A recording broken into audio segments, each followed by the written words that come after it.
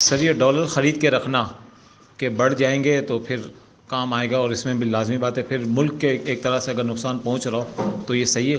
या देखिएगा आजकल डॉलर ख़रीद के रखा जा रहा है, ज़ख़ीरे किए जा रहे हैं, जब महंगा होगा तो बेच दिए जाएंगे। एक आम सा उसूल ज़हन में रख लीजिएगा, वो उसूल ये है ला दरारा वला दिरारा। रसूलुल्लाह सल्लल्लाहु अलैहि वसल्लम की तारीख़ी रिवायत है और कुरान पाक के ज़ाहिर बेशतर मज़मूनों के मुताबिक भी है कि हमारे दीन के अंदर ज़रर ना देना है ना ज़रर लेना है। हर वो चीज़ जिससे लोगों को ज़रर आने लग जाएगा उस चीज़ की ममानत हो जाती है।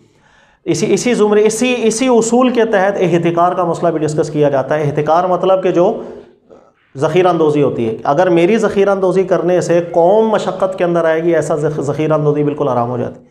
अगर मेरी किसी चीज़ को इख्तिकार करने से, मुहतकर करने से कौम परेशानी में मुब्तला नहीं होती, ऐसा ज़ख़ीरा करने की इजाज़त। जब ऐसी सूरत हाल पाकिस्तान के अंदर है कि डॉलर अभी बेलगाम हुआ है, लोग मशक्क़त के अंदर आ रहे हैं, अब कोई ज़ख़ीरा करके रखेगा वो इख्तिकार के अंदर जाएगा, लोगों के ज़रर का बाइस बनेगा, मुमानत के अंदर आएगा। अपनी असल में नहीं, लेकिन लोगों को ज़रर की वजह से वो मुमानत के अंदर आएगा। सर अगला सवाल ये है कि क्या औरत के ऊपर लाजिम है कि वो घर के काम काज करे, सास की खिदमत करे, नद्दों के काम करे?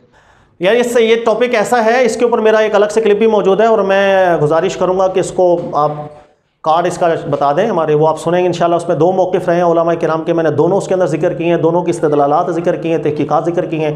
और ज़्यादा मज़बूत कौल मेरे नज़दीक इंदा तहक़ीक़ ये है कि जो चीज़ मुआशरे के अंदर एक मारूफ़ तरीके से रस्में चल रही हैं उसको औरत फॉलो करेगी। मसलन पाकिस्तान की मैं जहाँ तक बात करूँ तो पाकिस्तान के अंदर हमारे यहाँ जो भी खातून घर के अंदर आती है, मारूफ़ ही ये है, एक उर्फ़ ही हमारे यहाँ का ये है कि वो घर के नॉर्मली छोटे मोटे काम काज करती है, घर में सास बीमार हो जाए उसकी खिदमत भी कर देती है।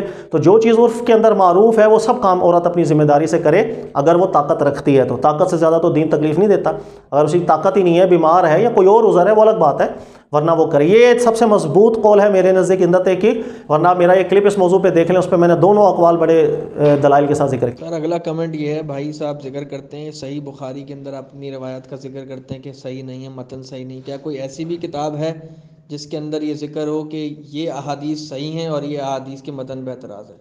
कोई ऐसी किताब है? और अगर नहीं है तो फिर ये सही बुखारी और इस तरीके की ये किताबों में बड़ी तो ये मुहद्दिस क्यों लाया है इसके? देखिए बहुत सवालात ये होते हैं, लोगों के जहनों में इश्कालात भी बहुत आते हैं कि अगर बुखारी में ऐसी रिवायत है जिसके मतन में एतराज़ है, काबिल कबूल नहीं, मुस्लिम में, तो ये मुहद्दिसीन लाए क्यों हैं? तो देखिएगा ये चीज़ को मैं आसान सी मिसाल से समझाता हूँ आपको समझ। हर बंदे का एक डोमेन होता है काम करने का, जिसकी जो सलाहियत है वो सलाहियत से ज़्यादा बढ़ के छलांगे ना ही लगाए तो अच्छा है, ना लगानी चाहिए अखलाकी तौर पर भी। देखिएगा ऑपरेशन के लिए किसी शख्स को ले जाया गया, स्ट्रेचर पे लिटा दिया गया, जिसने ऑपरेशन करना है उसे सर्जन कहते हैं, सर्जन अलग होता है। अच्छा, इसको बेहोश करने वाले जो टीम है वो बिल्कुल अलग होती है। अगर जो बेहोश करने वाली टीम है आप उससे फरमाइशें करने लग जाएं कि अल्लाह के बंदे तो बेहोश तो कर ही रहा है, छुरी पकड़ के मेरे रसोली बाहर निकाल दे, वो आपको मना करेगा, वो कहेगा ये मेरा काम नहीं है, जो मेरा काम है मैंने वो कर दिया, आगे सर्जन का काम है वो करेगा। तो जिसका जो काम है वो उसी को करने दें। देखिए मुहद्दिसीन का जो काम है वो सही सनद के ऊपर ज़्यादा ज़ोर देना होता है। हर मुहद्दिस मतन का माहिर नहीं था, उनकी पूरी मेहनत, वो बेहोश करने वाले थे बस, सर्जन नहीं थे।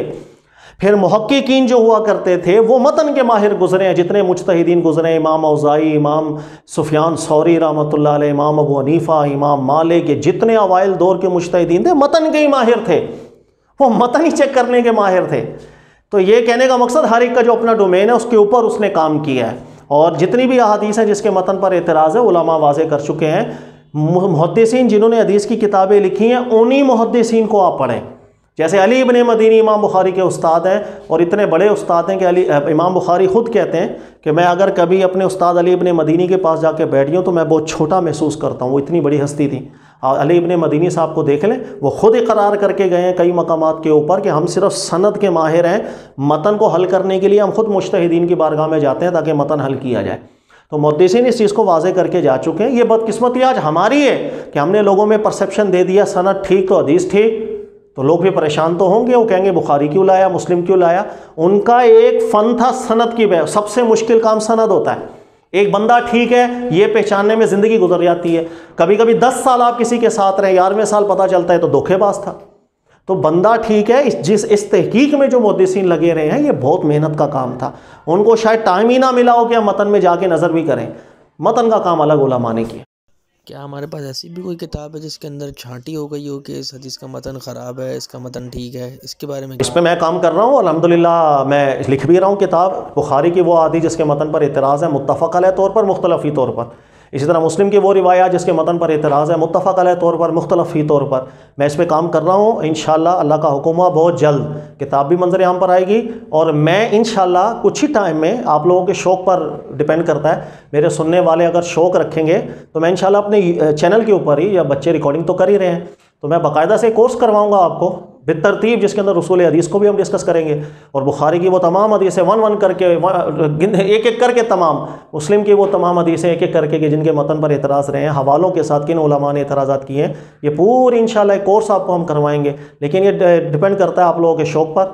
आप लोग मुझे अगर कहेंगे इंशाअल्लाह शुरू कर देंगे कोर्स भी, अल्लाह का हुक्म हो। सर अगला कमेंट ये है कि भाई साहब कहते हैं कि काबे में अगर बुत नहीं थे तो फिर कहाँ थे, और अबू सुफियान का उससे क्या मफाद था? नहीं बेटा, लोगों को अब इल्म होता नहीं, वही तारीख़ी रिवायात उठाकर बात कर देंगे। काबे के अंदर अगर आप मान लो कि काबे के बाहर 360 बुत थे तो नाउज़ुबिल्लाह अल्लाह के नबी की तौहीन करेंगे। काबे के अंदर यानी काबे के बाहर जो 360 बुत नस्ब करने की जो बात है, ये सिर्फ फ़तह मक्का के वक्त में हुई थी।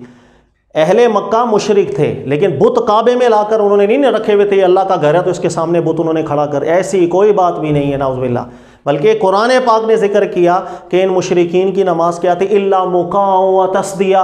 ये काबे के पास जब अल्लाह की इबादत करते थे तो इबादत उन्होंने बिगाड़ के ऐसी कर ली थी कि तालियां बजाओ तो इबादतें, मौज मस्ती करो तो इबादतें। ये अल्लाह ने जिक्र किया जो काबे के पास हो रहा था। अगर काबे के पास बुत रख के वो बुत की इबादत कर रहे होते तो अल्लाह उसको जिक्र करते कि तुम अल्लाह के घर के पास अल्लाह की इबादत करने के बजाय बुतों के आगे तुम लगे हुए हो। अल्लाह ने फरमाया मुकाउ व तस्दिया।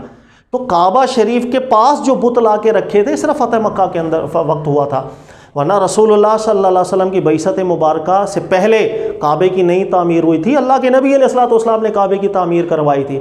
उसके बाद हर साल मक्का में जितने साल अल्लाह के नबी रहे, हर साल हज किया अल्लाह के नबी सल्लल्लाहु अलैहि वसल्लम ने। तो आपको क्या लगता है नाउज़ुबिल्लाह मिन ज़ालिक वहाँ बुतों के इर्द गिर्द तवाफ़ करते रहे अल्लाह के नबी सल्लल्लाहु अलैहि वसल्लम? नाउज़ुबिल्लाह ये गुस्ताखी होती है।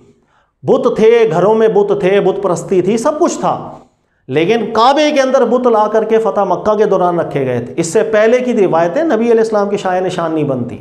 सर नेक्स्ट क्वेश्चन ये है कि इंग्लिश में क्वेश्चन है तो जवाब भी वो इंग्लिश में एक्सपेक्ट करेंगे।